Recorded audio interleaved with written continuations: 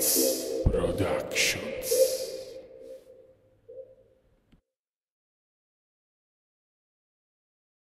Ciao, se anche tu sei un appassionato di informatica come me, ti sarai sicuramente ritrovato a fare assistenza ad amici e parenti, tuo malgrado. Non ti ricordi come è successo, ma una volta hai montato un masterizzatore a un amico, poi hai creato il sito a tuo zio, poi hai reinstallato il sistema operativo a una compagna di scuola e poi hai pure aiutato la vicina di casa a fare una ricerca su Wikipedia. Sempre gratis. Tu te ne sei scordato il giorno dopo, ma loro no.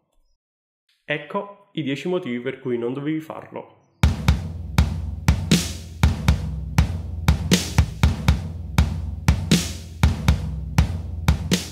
Diventerai sempre disponibile, a qualunque orario e dovunque tu sia.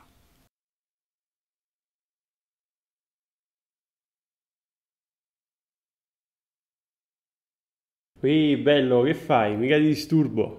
Ehi Mario, è veramente mosso sotto la doccia. Vabbè dai, ma per te che ci vuole? Tu non ci metti niente. In pratica qua quando accendi il computer mi dà un errore strano, una cosa XX qualcosa, che può essere? E guarda che sono serio, cioè mi sto insaponando. Ok, ci sono. Tu mi dici che devo fare e lo faccio io. Diventerai oggetto di una catena di passaparola selvaggio.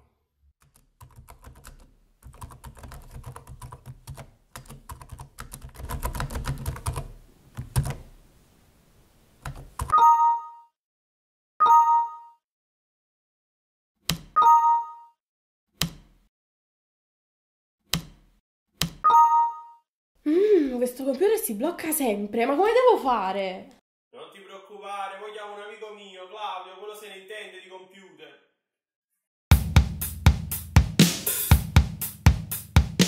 Sarai automaticamente tu il responsabile del computer dal momento in cui ci hai messo le mani.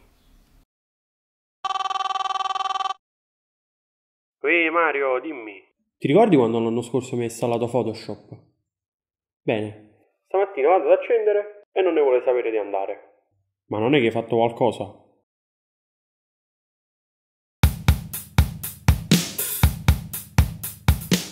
Dovrai per forza conoscere tutti i programmi del mondo e tutti i sistemi operativi esistenti sul pianeta, perché non sono ammesse lacune per chi conosce il computer. Senti, Cla, non riesco a mettere la musica sull'iPod. Me la dai una mano? Mi spiace Mario, ma non ce l'ho l'iPod, non so come funziona. Dai, che tu in 2 minuti fai tutto. Ci capisci sicuro più di me. Ti ho detto di no!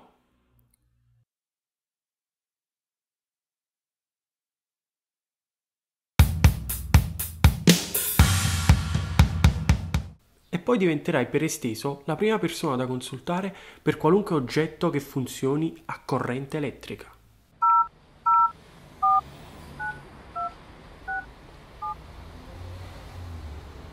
Senti Claudio, mi passi la rubrica dal vecchio al nuovo cellulare? Va bene. D'altronde chi se non io?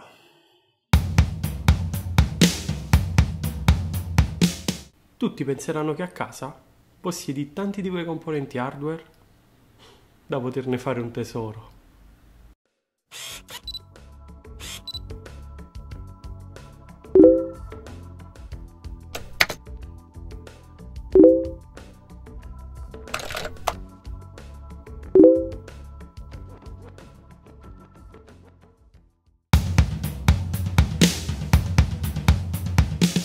Ti toccherà sempre combattere per capire quali sono i sintomi del problema e spesso non ci sarà neanche un problema.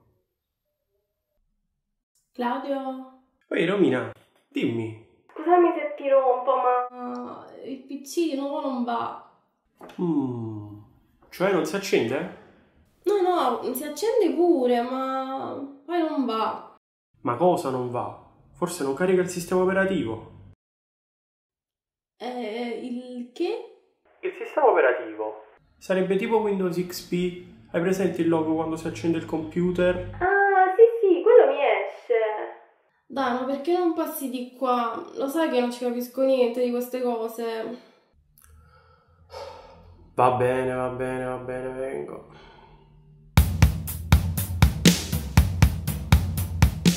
E tu ci vai. Alla fine vai sempre. E com'è che ti ripagano del tempo che hai dedicato loro? Guardate.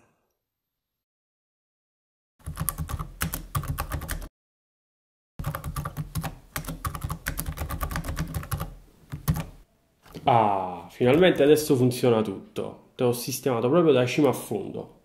Ma puoi stare tranquilla. Grazie, cosa posso fare per servitarmi? Un caffè? O una Coca-Cola? O magari un tè caldo? Ma sì, un tè andrà benissimo.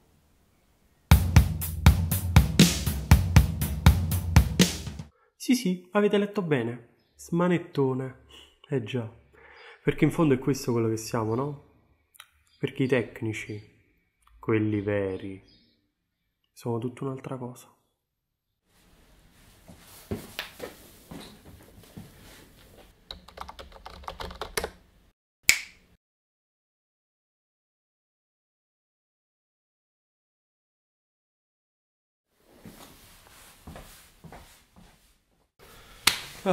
Abbiamo finito?